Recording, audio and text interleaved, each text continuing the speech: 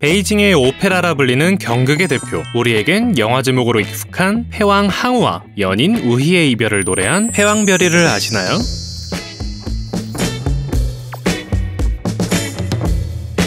영화 소개에 앞서 경극 패왕별이에 대해 설명드리고 넘어가겠습니다. 그래야 영화의 내용이나 제가 말하는 영상을 보시기에 도움이 되실 것 같고, 그게 싫으신 분은 타임스탬프를 이용해 시간여행을 하시면 되겠습니다. 패왕별이는 항우와 우희의 절절한 이별을 노래한 극인데, 내용은 이렇습니다. 진해 폭정의 한거에 봉기한 항우는 8년 동안 70여 차례 싸우며 단 한 번도 패한 적이 없었으나 본인의 자만심으로 인해 우희와 여러 장군들의 간언에도 불구 출정하였다가 계략에 빠지게 됩니다. 땡!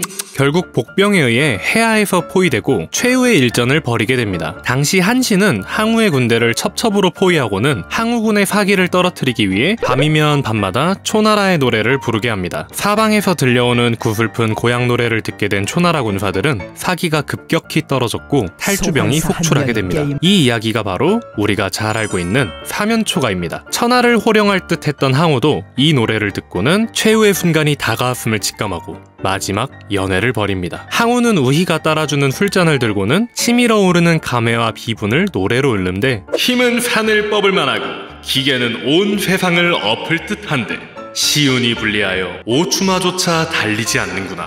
오추마가 달리지 않으니 어찌해야겠는가.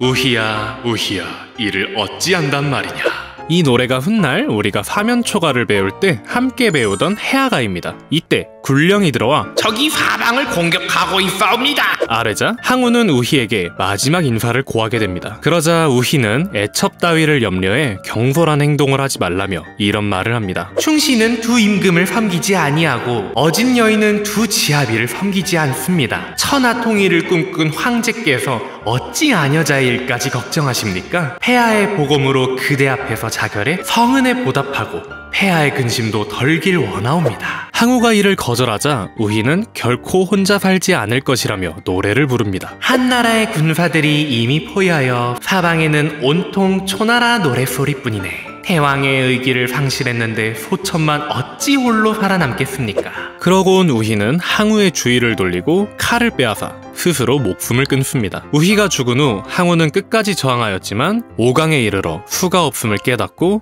자결하여 우희를 따라가게 됩니다. 비통함 속 장렬한 패전과 우희가 죽음으로 지킨 사랑이 주요한 메시지인데요. 역발산 기계세라며 천하를 호령하던 패왕 항우의 좌절과 그와의 사랑을 죽음으로 지키고자 하는 우희의 절개에서 애절한 감정과 인간적 비장미가 돋보이는 극입니다. 여기까지가 경극 패왕별이에 대한 이야기입니다. 목숨을 구걸하지 않는 영웅적인 모습과 사랑의 충정적인 모습을 담아낸 서사가 인상적이죠. 영화는 들어가지도 않았는데 이야기가 길어졌지만 지금 이 극의 내용이 영화 전체를 관통하는 깊은 뿌리입니다.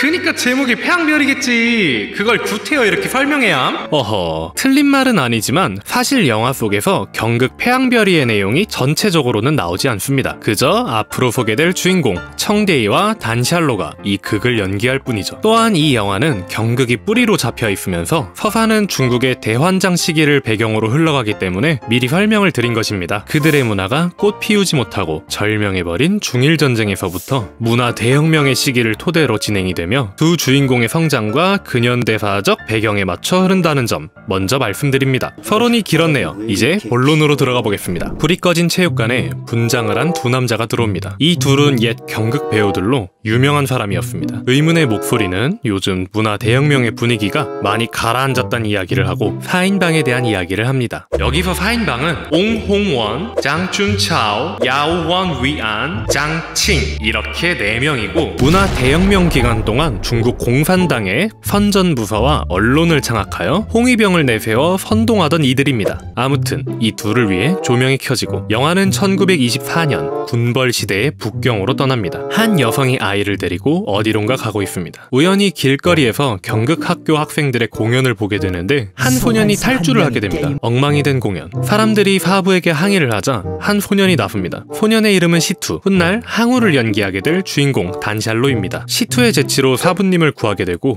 이 광경을 보던 여인은 자신의 아이를 극단에 맡기기로 마음먹습니다. 극단을 찾아가니 아이들은 한 소년의 탈주죄로 다같이 혼쭐이 나고 있습니다. 맡기려고 하는 아이의 이름은 청대이, 아명으론 도즈 또는 두지라고 나옵니다. 도지 아니에요 여러분. 훗날 우희를 연기하게 될 주인공이죠. 하지만 극단에서는 아이가 육손인 이유로 받아주지 않습니다. 그러자 엄마는 아이의 손을 꽁꽁 얼린 후 손가락을 강제로 잘라버립니다. 그렇게 경극학교로 들어가게 되지만 학교살이가 쉽지만은 않습니다. 그런 두지를 도와주는 친구가 하나 있었으니 바로 벽돌로 사부를 구했던 시투입니다. 두지를 돕다 혼쭐이 나기도 하지만 자신을 도와준 시투에게 마음을 열고 둘은 친구가 됩니다.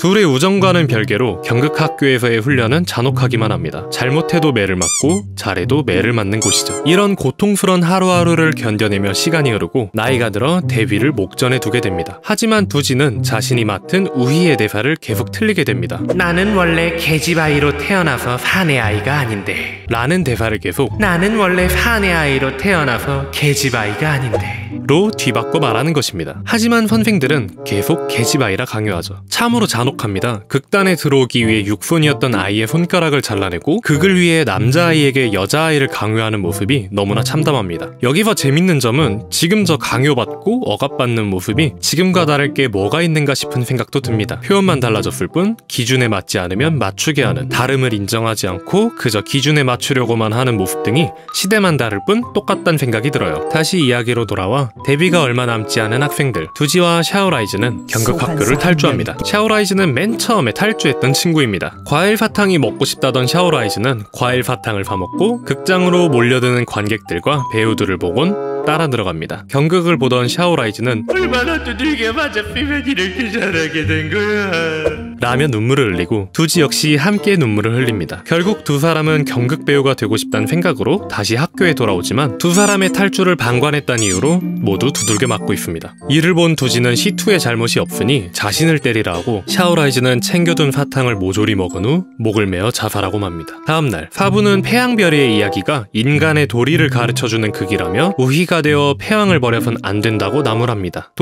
두지는 무언가 깨달았다는 듯 자신의 뺨을 연거푸 내려칩니다. 이들의 데뷔가 목전으로 다가오게 되고 사부는 극장주 나곤에게 굽신대지만 나곤은 장례가님은 서태후를 모시고 경극을 관람하신 분이니 얼렁뚱땅한 경극으로 넘어가려 하면 이 길의 끝이 어딘지 알려주마 라고 호통칩니다. 그래서 맞니? 이때 나곤이 두지를 발견하게 되고 노래를 불러보라 하는데 또 가사를 틀리고 맙니다. 화가 난 나곤이 자리를 박차고 나가려 하자 시투가 달려와 두지를 앉혀놓고 곤방대로 입을 쑤시며 계집이라 강요합니다. 두지는 이내 가사를 올바르게 노래하게 됩니다. 역할을 받아들이게 된 것일까요? 아니면 본인의 상황을 받아들이게 된 것일까요? 어쨌든 나곤이 학생들의 실력을 확인하게 되어 예정대로 장대인의 집에서 공연을 하게 됩니다. 성공적으로 공연을 마치게 되지만 두지는 장대인에게 인간으로서 겪어선 안 될 수모를 겪고 맙니다. 길었던 하루가 끝이 나고 돌아오는 길 극단 앞에 버려진 아기를 보고 데려오게 됩니다. 이렇게 이들의 성장기가 끝이 나고 데뷔 후 4년이 지난 1937년 중일전쟁의 때로 흘러갑니다. 중국에서 가장 유명한 경극 배우가 되어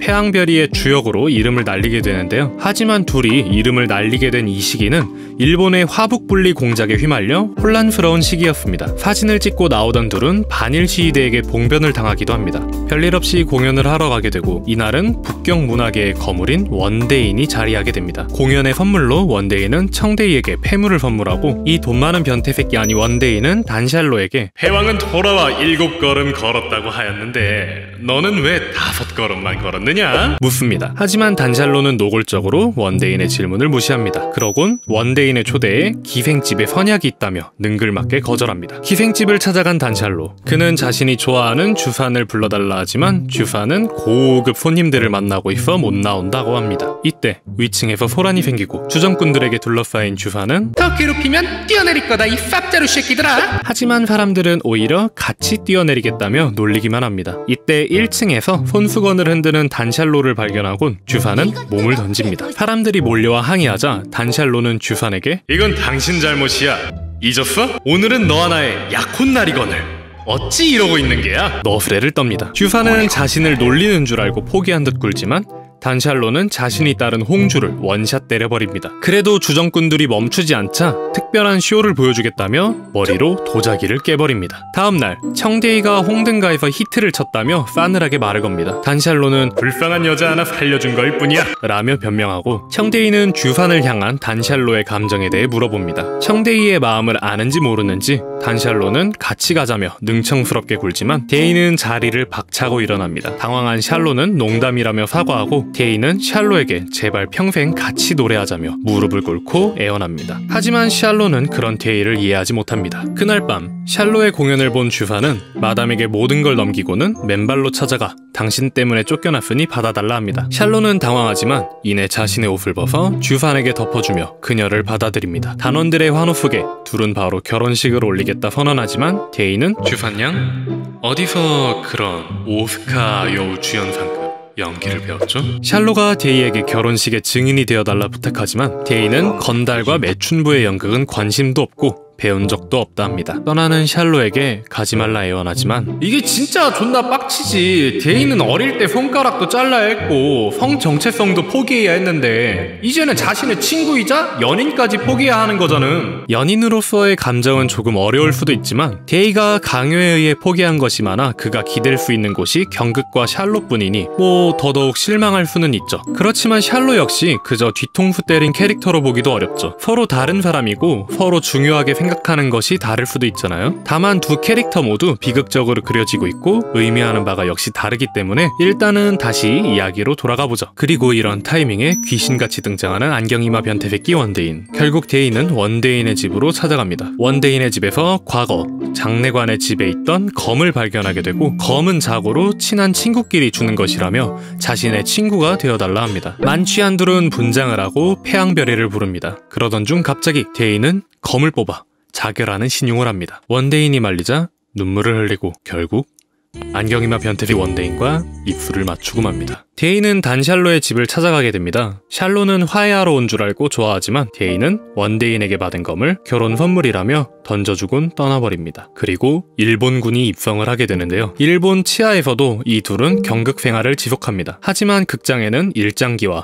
대동아 공존 공연의 포스터가 붙고 더 이상 폐왕별이가 아닌 귀비취주를 공연하게 됩니다. 중간에 소동이 있었지만 데이는 아랑곳하지 않고 공연을 마무리하여 대전홈과 일본군에게 박수갈채를 받게 됩니다. 한편 샬로는 공연 의상을 빼앗아 입는 일본놈과 친일파 경찰을 공격했다가 체포되고 맙니다. 데이는 샬로를 구하기 위해 아오키 대자가 주선한 위문 공연을 가려하다 주산이 와서 구해달라 하자 준비 다 했으면서 모른 척 앉아 기싸움을 합니다. 주산은 결국 샬로를 구해주면 다시 주점으로 돌아가겠다 하고 데이는 약속 지키라며 공연을 하러 갑니다. 공연에 만족한 일본군은 샬로를 풀어주지만 샬로는 일본군 앞에서 공연한 데이를 비난합니다. 충격에서 헤어나오지 못해 서성거리던 중 중국인을 총살시키는 것을 보게 됩니다. 이후 샬로와 주산은 결혼식을 올리고 데이는 상실감에 아편에 찌들어 살게 됩니다. 샬로는 주산의 요구대로 경극을 그만두었으나 제대로 된 직장도 없이 한량마냥 살게 되고 그 소식을 들은 사부님이 두 사람을 호출합니다. 사부님은 유명 배우분들이 납셔 내 체면을 살렸으니 절이나 받으라며 비난하고 데이에게 형이 경극을 그만뒀으면 도왔어야지 돕지 않고 방관했다며 나무라고 과거 샬로가 데이의 입을 쑤셨던 곰방대를 던지며 샬로를 때리라고 합니다. 이렇게 실랑이를 벌이던 중 주산이 끼어들고 샬로는 본인을 챙기는 것인데도 끼어들지 말라며 주산의 뺨따구를 후려버립니다. 주산은 더 해보라 하고 샬로는 한마디만 더 하면 죽이겠다 하자 그럼 당신 집안의 대는 끊어진다 소리치고 자리를 뜨게 됩니다. 사부는 놀란 샬로와 데이를 다시 무릎 꿇리며 이제 곧 아버지가 될 놈이 정신 못 차렸다며 두 사람이 다시 공연할 것을 권합니다. 이후 사부는 교육 중 노안으로 급사하고 장례가 끝난 후 경극학교는 문을 닫게 됩니다. 그런데 떠나지 않고 버티는 제자가 있는 걸 보고 나가라 하지만 제자는 스승님이 7일간 벌을 주셨으니 손대지 말라며 고집을 피웁니다. 그리곤 어차피 고아라 갈 데도 없다 하죠. 샬로와 데이는 이 소년이 과거에 거둔 고아 샤오스인 걸 알게 되고 제자로 삼게 됩니다. 이날은 일본 제국이 패망한 날이었습니다. 이야기는 이제 1945년 일본군이 패망하고 중국 국민당이 대륙을 수복하는 시기로 흘러갑니다. 공연하는 이들을 마구 방해하는데요. 데이가 공연을 중단하고 돌아서려 하자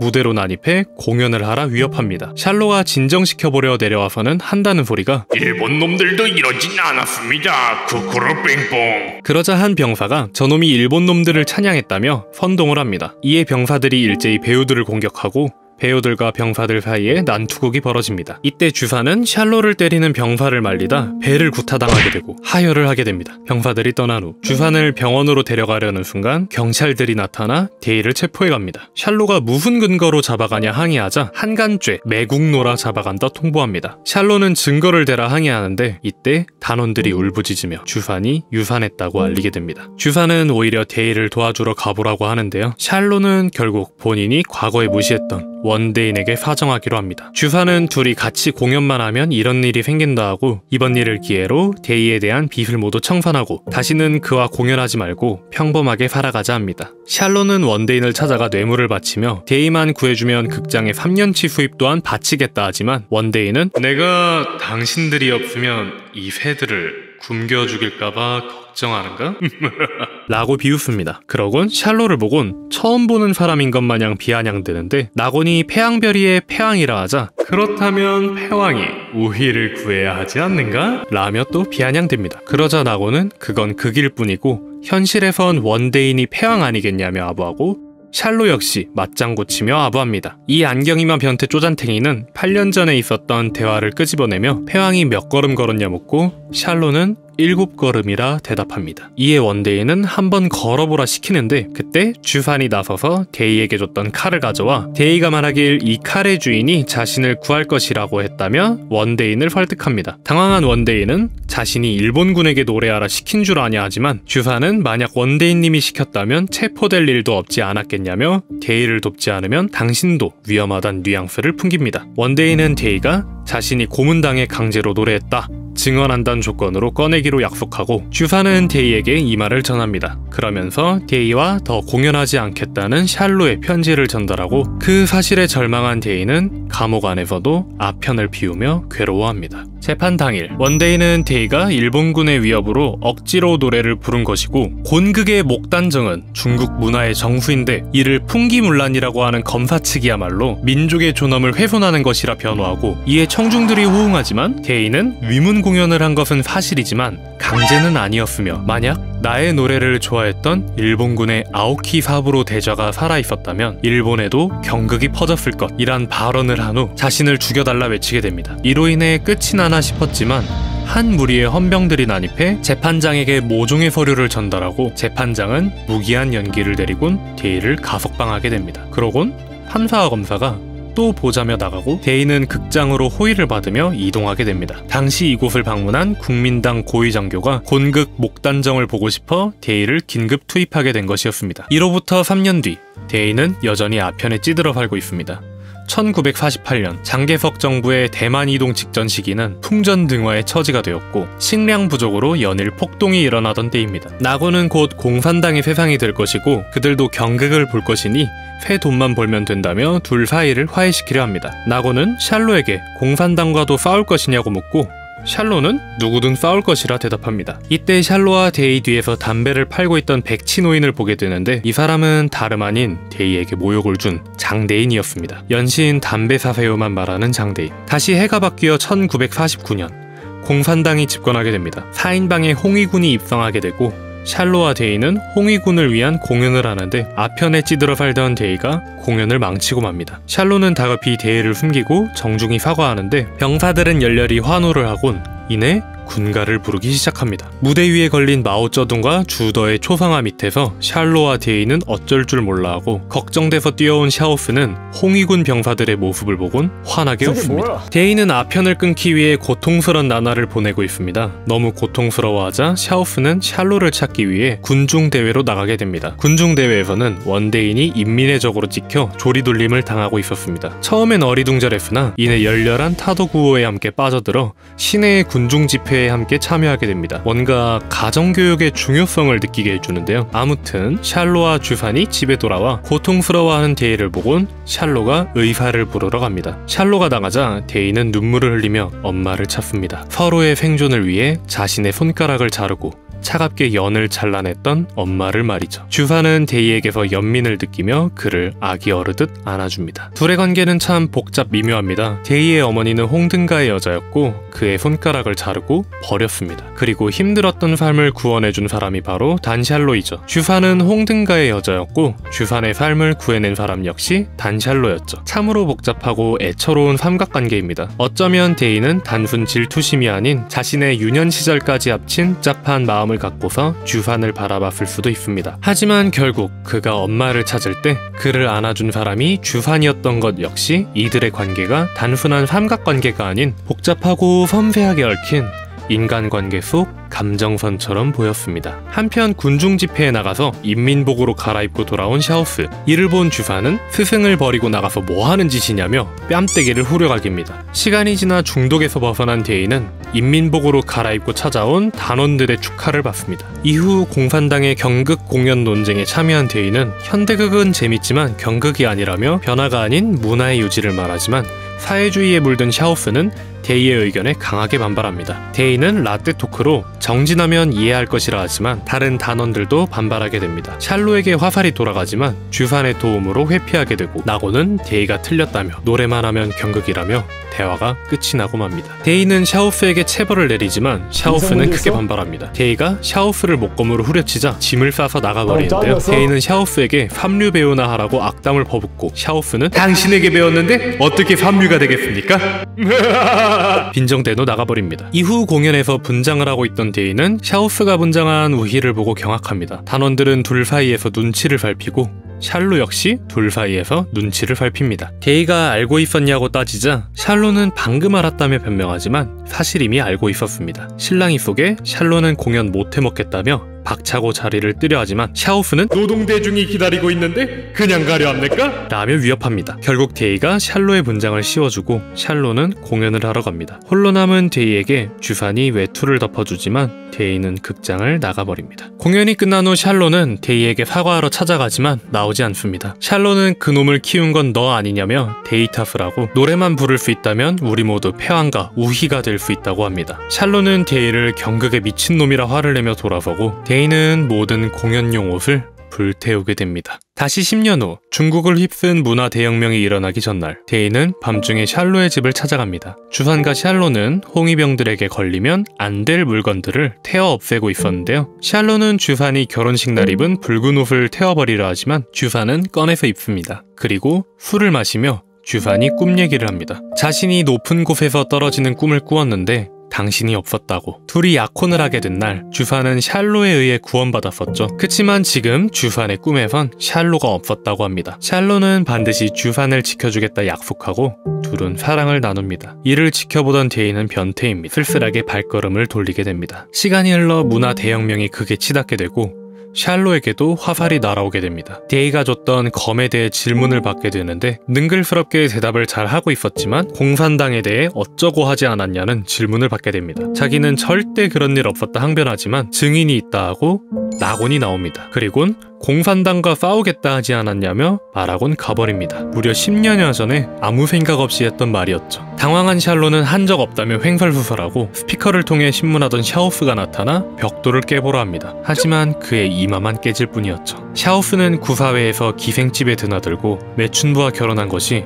부끄럽지 않냐 비판하고 청데이도 비판하라 합니다. 얼마 후 그들이 몸담았던 경극단원 모두 분장을 한 채 조리돌림을 당하게 됩니다. 그리곤 길거리로 끌려나가 인민재판을 당하게 되는데 홍위병은 샬로를 갈구며 청데이에 대해 비판하라 강요합니다. 겁에 질린 샬로는 데이를 경극에 미친 자라 상대가 누구든 공연을 했다며 비판하고 홍위병이 더 하라고 강요하자 데이는 한간이며 일본군이고 국민당, 깡패와 헌병들 앞에서도 공연했다며 비난하게 됩니다. 주산도 그만하란 듯 샬로를 쳐다보지만 샬로는 끝내 데이가 원대인과 더러운 관계가 아니었냐며 비판하고 맙니다. 그 말에 모두가 경악하고 샤오스조차 눈을 질끈 감고 마는데요. 그리곤 데이가 준 검을 불길에 집어던집니다. 그러자 주산이 놀래며 검을 끄집어내다 홍위병들에게 잡히게 됩니다. 배신감을 느낀 데이는 울분을 토해내듯 샬로를 양심도 없고 염치도 없는 놈이라 비난합니다. 패왕조차 굴복하여 목숨을 구걸하니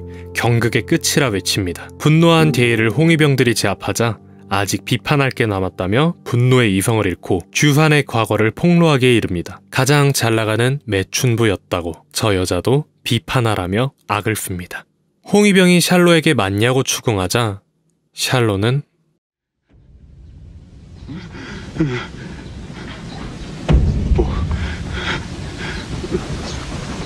不爱，不爱他，真的不爱，真的不爱，真的，我不真的不爱他，我跟他划清界限。肮脏一切就会生门，肮脏一切就会生门，我从此跟他划清界限了。我跟他划清界限了。 극속의 폐왕은 우희를 끔찍히 사랑했습니다. 오죽하면 자신의 패배로 우희가 겪을 슬픔과 고통을 염려할 정도로요. 우희 역시 그런 폐왕을 충정으로 사랑하였죠. 하지만 폐왕의 샬로는 자신의 두 우희를 버렸습니다. 데이와 주산 모두를. 데이의 말대로 샬로는 폐왕을 버렸습니다. 그리고 주산의 꿈대로 그녀를 받아주던 샬로는 더 이상 없었습니다. 결국 셋 다 살아서 풀려나게 됩니다.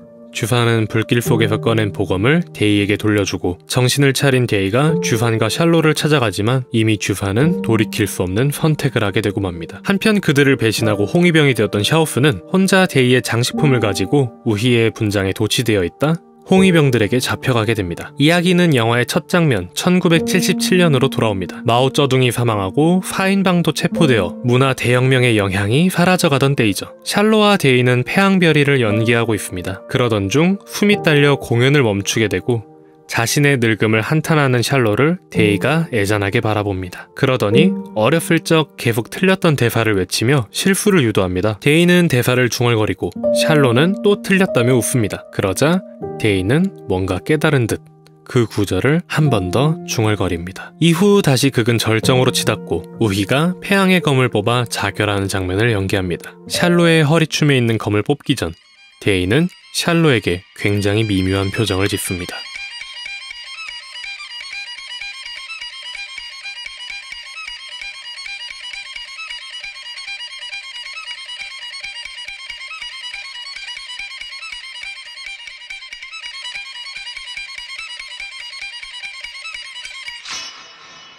그리고 데이는 스스로 목숨을 끊습니다. 샬로는 데이의 이름을 부르며 절규하다 나지막하게 그의 원래 이름 두지를 읊조리며 막이 내립니다. 참으로 먹먹하고 생각이 많아지는 영화입니다. 이야기와 사건들이 참 많이 등장하고 서사 또한 긴 영화였습니다. 우리의 주인공들은 폐왕과 우희가 되기 위해 노력했고 폐왕과 우희가 되었지만 사면초가의 상황에 몰리게 되었고 결국 최후를 맞이하게 됩니다. 다시 만난 후 데이가 깨달은 것은 자신 역시 우희가 아니었단 것 아니었을까요? 왜냐하면 우희는 폐왕을 위해 충정적인 사랑과 절개로 죽음을 택했고 우희의 충정에 항우는 끝까지 싸우다 목숨을 구걸하지 않고 영웅적인 죽음을 맞이하게 되잖아요. 하지만 데이는 살아있었고 결국 샬로는 목숨을 구걸하였죠. 그렇기에 장난스런 샬로의 말에 깨달음을 얻고 진정한 우희가 되기 위해 선택한 것이 아닐까 싶습니다. 영화가 참으로 무겁습니다. 시작부터 끝까지 선택지 없이 강요만 지속됩니다. 극단에 들어가기 위해 손가락을 잘라야 했고 매질을 견뎌내야 했으며 수많은 모욕도 견뎌야 했고 자신의 정체성도 버려야 했고 자신의 사랑도 포기해야 했으며 문화마저 버려야 했습니다. 그렇기에 마지막 데이의 자살은 우희로서의 마지막이자 샬로를 위해 해줄 수 있는 마지막 행동이 아니었나 싶습니다. 한편으론 이런 주인공들의 모습이 중국의 찬란했던 문화를 대변하는 듯 보였습니다. 이 문화가 전승될 수 있게 강요되고 견뎌내야 했던 고단한 시간들, 그것을 이겨냈지만 결국 시대의 풍파에 꺾여버리고 말죠. 장구경의 두지는 결국 문화대혁명으로 인해 사라져버린 그들의 문화를, 장풍이의 시투는 생존을 선택한 사람들을 대변하는 듯 했습니다. 여기서 이런 생각이 듭니다. 과연 이런 격변의 시기에서 우리는 데이처럼 지조를 지킬 수 있을까요? 단샬로 역시 시대의 피해자입니다. 그 역시 남을 도울 줄 알고 기계가 있고